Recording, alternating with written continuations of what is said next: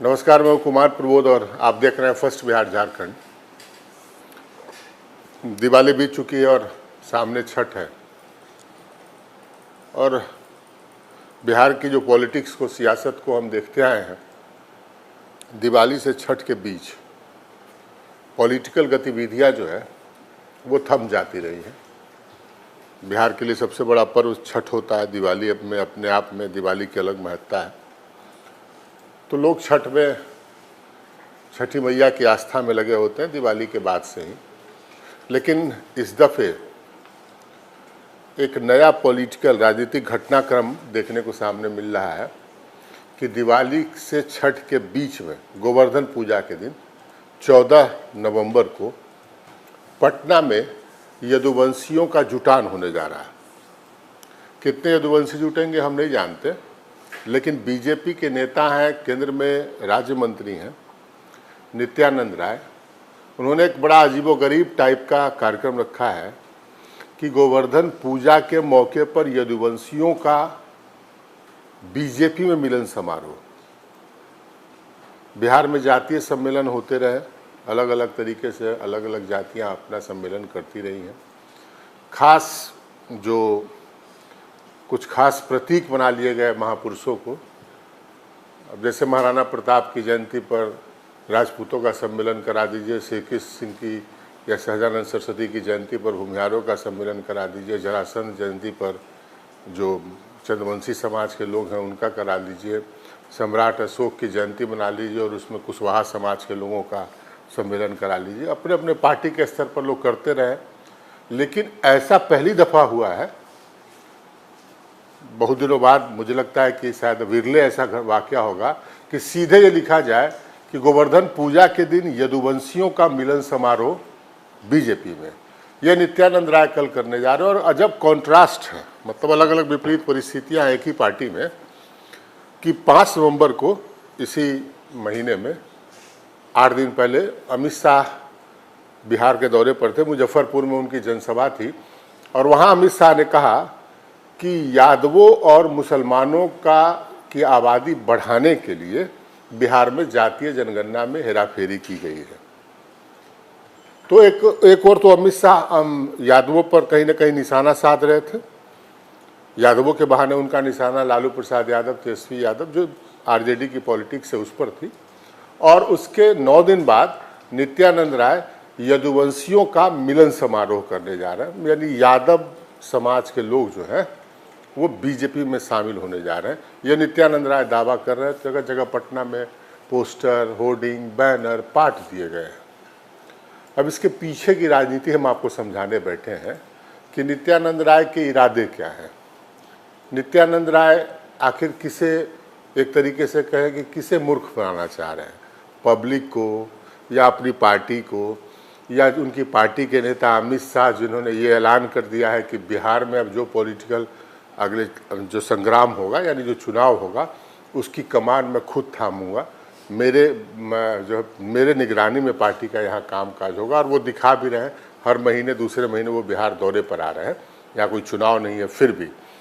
तो किसको नित्यानंद राय आखिर झांसा देने की कोशिश कर रहे हैं? ये बता रहे हैं कि यादव समाज के लोग जो हैं वो बीजेपी में शामिल हो जाएंगे। भाई 9 दिन पहले तो अमित शाह 8 दिन पहले कह के गए कि यादवों की तादाद बढ़ाने के लिए जो है जातीय जनगणना में हेरफेर की गई।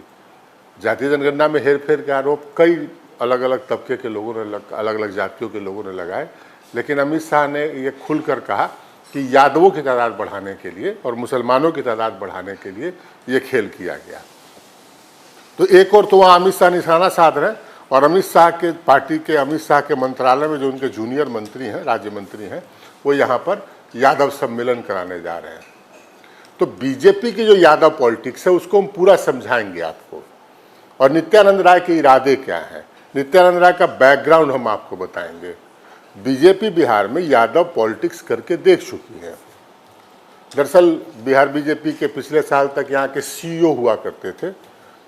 पार्टी में पद प्रभारी का था, लेकिन सीईओ आप उनको कह सकते थे, chief executive officer Bhupendra Yadav हुआ करते थे। और भूपेंद्र यादव ने 2015 के विधानसभा चुनाव से लेकर अब तक, मतलब पिछले साल तक, 2020 तक आप मान लीजिए के चुनाव तक बिहार में जमकर यादव पॉलिटिक्स करने की कोशिश की, और उसी में ये नित्यानंद राय सामने आए। रामकृपाल यादव जैसे वरिष्ठ राजनेता को मंत्रिमंडल में जगह न देकर नित्यानंद राय को जगह दिलवाई गई। लंबी कहानी, वो सब कहानी का कुछ अंश हम आपको सुनाएंगे।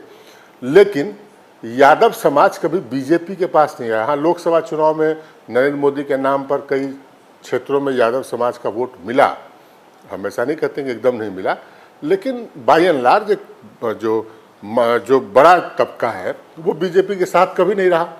और जब तक सियासत के केंद्र में लालू प्रसाद यादव या तेजस्वी यादव है, और उस बीच अगर कोई ये कहे कि यादव जो है ये यदुवंशियों के मिलन समारोह के बहाने जो बीजेपी में के सहारे बीजेपी में शामिल हो जाएगा, तो इससे बड़ी मूर्खता कोई हो नहीं सकती है। जहाँ तक हमारी सियासी समझ है, आप भी इसी से वाकिफ, आप भी इसी से सहमति रखते होंगे, ये मेरा मानना है, मेरा ख्याल है। फिर आखिर नित्यानंद राय यदुवंशियों का मिलन समारोह क्यों कराने जा रहे हैं? नित्यानंद राय के इरादे क्या हैं? दरअसल नित्यानंद राय, थोड़ा बैकग्राउंड सुन लीजिए उनका, बैकग्राउंड भी हम सुनाएंगे, लेकिन पहले सुन लीजिए। नित्यानंद राय ने अभी तक हार नहीं मानी है।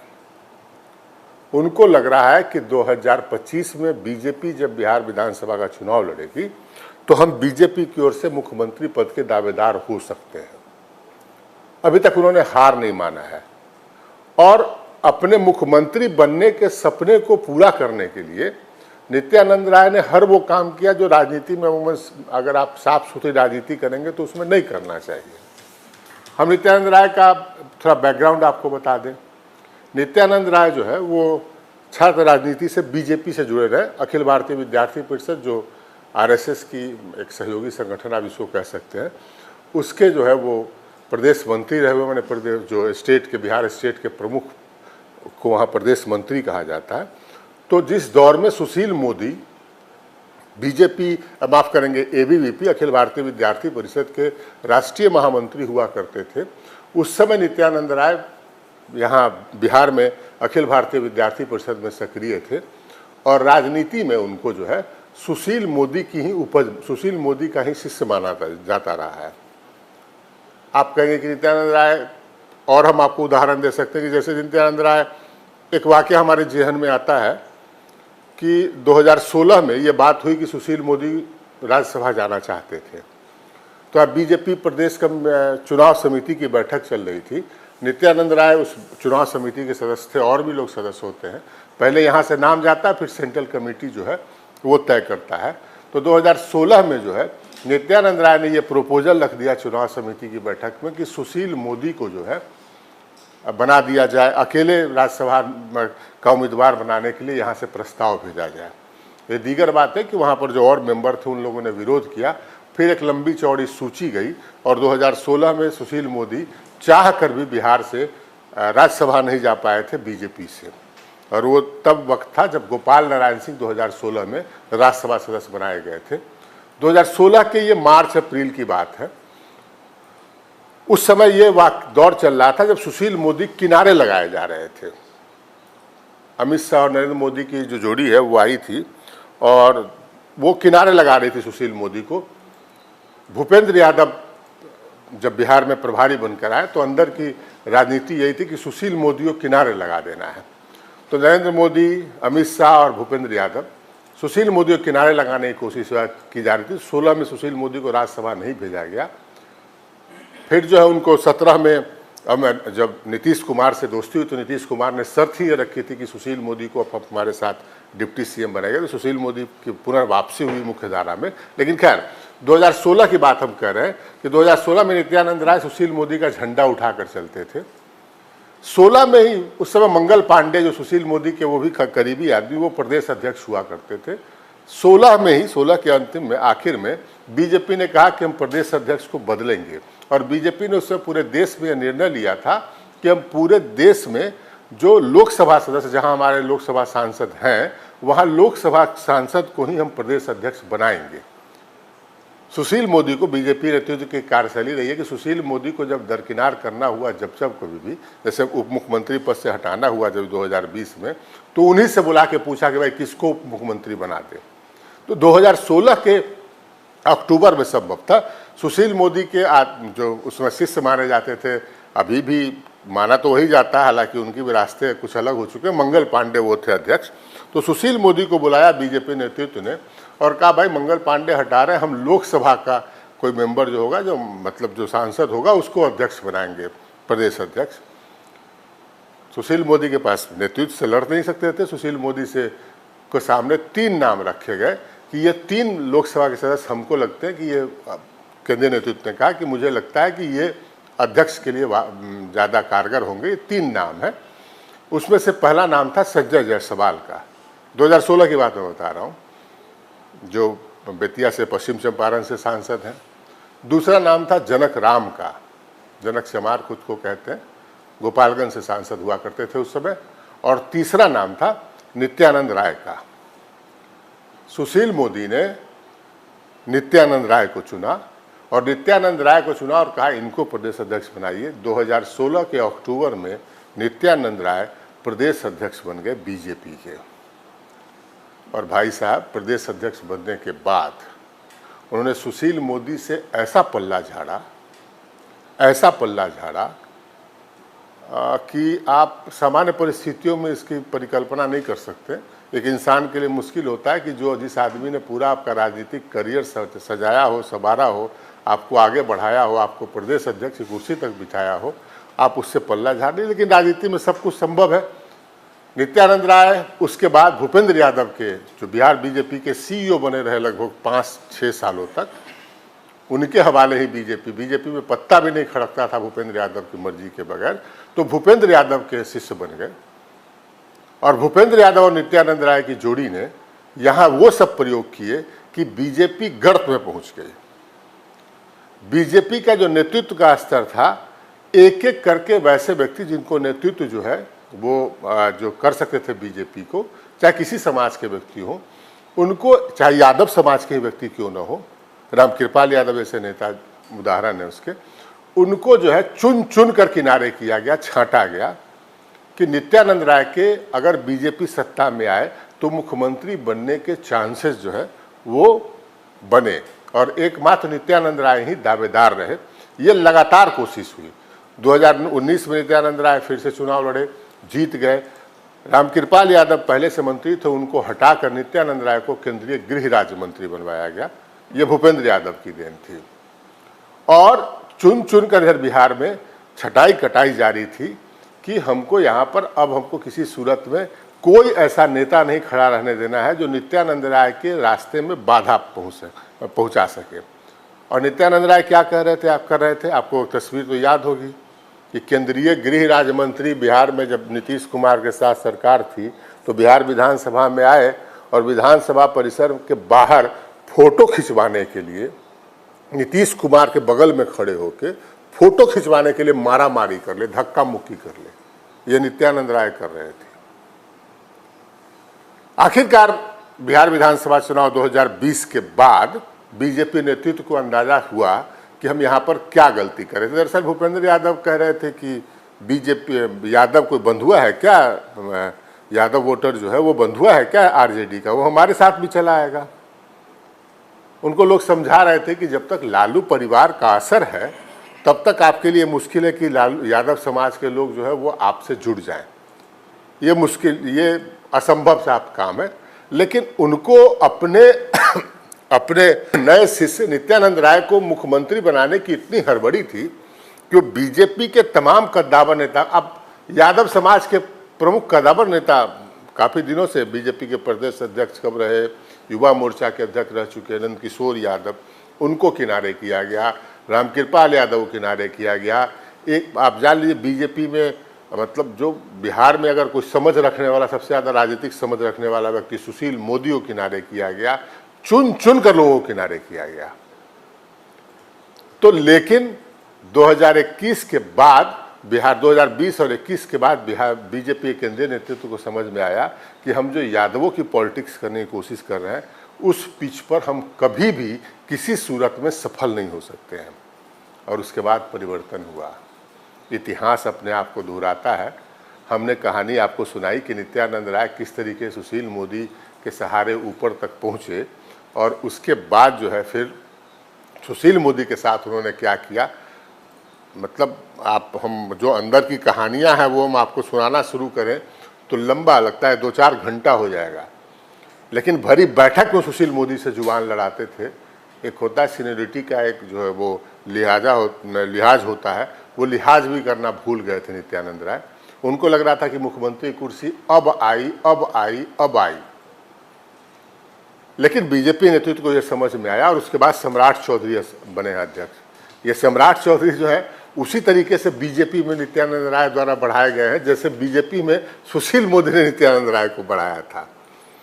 तो हम ये नहीं कह रहे कि जो नित्यानंद राय ने सुशील मोदी के साथ किया वही सम्राट चौधरी करेंगे नित्यानंद राय के साथ। हम ऐसा टिप्पणी अभी नहीं कर रहे हैं, थोड़ा इंतजार करेंगे उसके लिए। लेकिन नित्यानंद राय जिनकी सारी संभावनाएं, आपने देखा होगा नित्यानंद राय पहले के ज़माने में जब तक भूपेंद्र यादव यहाँ हुआ करते थे प्रभारी, तब तक अमित शाह या प्रधानमंत्री आ जाए, नित्यानंद राय सबसे आगे जो है वो सबसे बगल में खड़े होते थे प्रधानमंत्री अमित शाह के।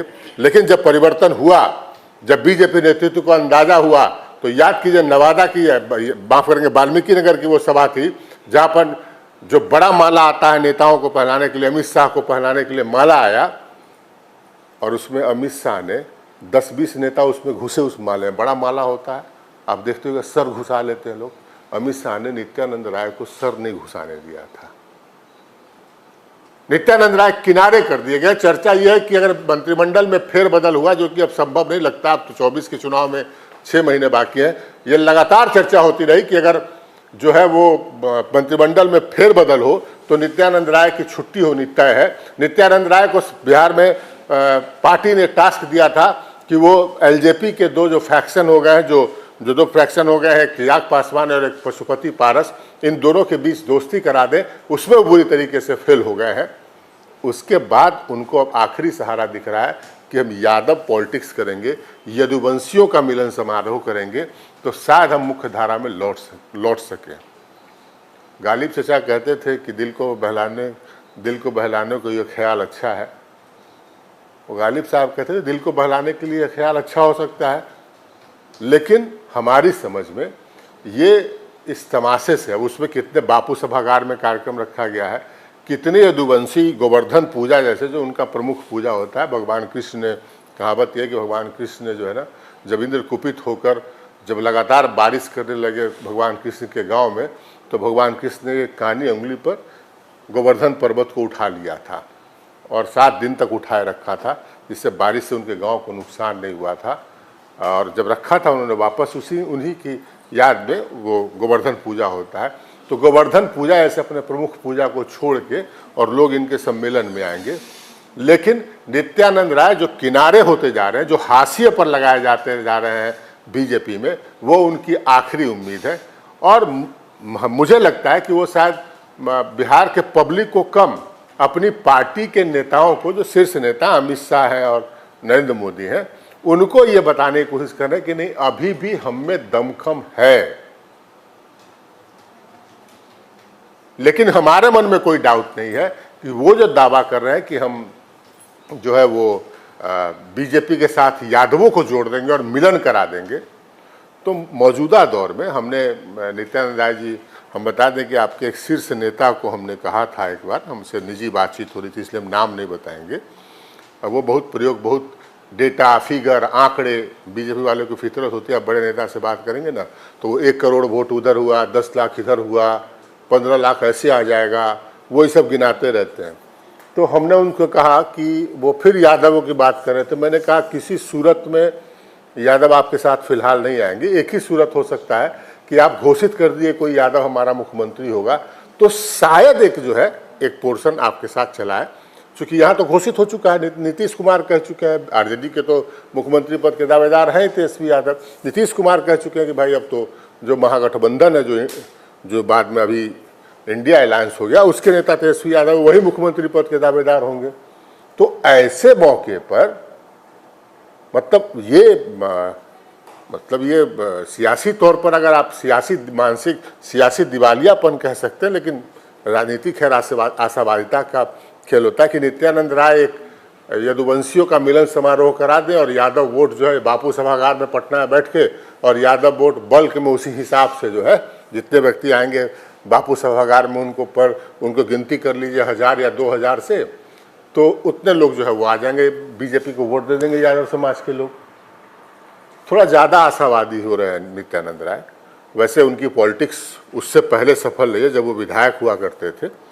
तो विधायक जब हुआ करते थे तो यादवों की दो प्रमुख उपजातियाँ होती हैं, एक कृष्णौट और एक मजरौट। तो मजरौट की जो उपजाति है ना, उनकी संख्या तादाद ज़्यादा है और कृष्णौट की तादाद कम है। तो नित्यानंद राय जो है, लालू यादव जो पॉलिटिक्स करते थे यादवों की, तो उसमें मजरौट जो जिनकी तादाद ज़्यादा है उन पर ज़्यादा जोर रहता था, उनको ज़्यादा जगह मिलती थी। तो नित्यानंद राय हाजीपुर में कृष्णौट पॉलिटिक्स करते थे। जहाँ दो यादव लड़ते थे तो वहाँ पर बंटवारा हो जाता था कृष्णौट और मजरौट का, तो वहाँ थोड़ा सक्सेसफुल होते थे नित्यानंद राय वहाँ पर, चूँकि यादव बनाम यादव की लड़ाई होती थी। तो शायद बिहार में यादव बनाम यादव की लड़ाई हो तो नित्यानंद राय को शायद अपने उपजाति का समर्थन मिल जाए, हो सकता है, ये इसकी संभावना हो सकती है। लेकिन फिलहाल ये घोर आशावादिता है कि नित्यानंद राय के यादव सम्मेलन से, यदुवंशियों के बीजेपी में मिलन समारोह से बीजेपी को यादवों का वोट मिल जाएगा। वो भी तब जब आज से 7-8 दिन पहले अमित शाह ये कह के गए कि यादवों की संख्या बढ़ाने के लिए जो है वो बिहार में जातीय जनगणना में हेरफेर की गई है। तो एक और तो अमित शाह अलग पॉलिटिक्स कर रहे हैं, बीजेपी का नेतृत्व जो अलग पॉलिटिक्स पे चल रहा है कि एमवाई को एक होने दो, हम जो है बाकी जो करीब 69% लोग हैं उनकी पॉलिटिक्स करेंगे, और नित्यानंद राय कह रहे हैं नहीं हम वाई में से भी तोड़ लेंगे। तो भाई साहब मुझे तो लग रहा है कि नित्यानंद राय जनता को कम, जनता हकीकत समझती है। बिहार की जनता बहुत राजनीतिक तौर पर समझ वाली है। बीजेपी को जनता को कम अपने नेतृत्व को भरमाने की कोशिश ज़्यादा कर रहे हैं। अब नेतृत्व कितना भरमा पाएगा, कितना उनके बातों में आ गए तो देखने की बात होगी। चूँकि अमित शाह कह चुके हैं कि 2025 का जो हम विधानसभा चुनाव लड़ेंगे उससे पहले हम अपना मुख्यमंत्री पद का दावेदार घोषित कर देंगे। और अभी जो मौजूदा परिस्थिति लगती है तो उसमें कहीं ना कहीं लगता है बहुत गड़बड़ हो जाए 2024 का लोकसभा चुनाव तो नहीं, तो फिर कोई दूसरी बात होगी। लेकिन 2024 का अगर लोकसभा चुनाव बीजेपी के लिए ठीक ठाक निकल जाता है तो स्वाभाविक उम्मीदवार शायद सम्राट चौधरी होंगे, जिनको पार्टी में लाने से लेकर पार्टी में मतलब स्थान दिलाने में नित्यानंद राय की बहुत बड़ी भूमिका रही।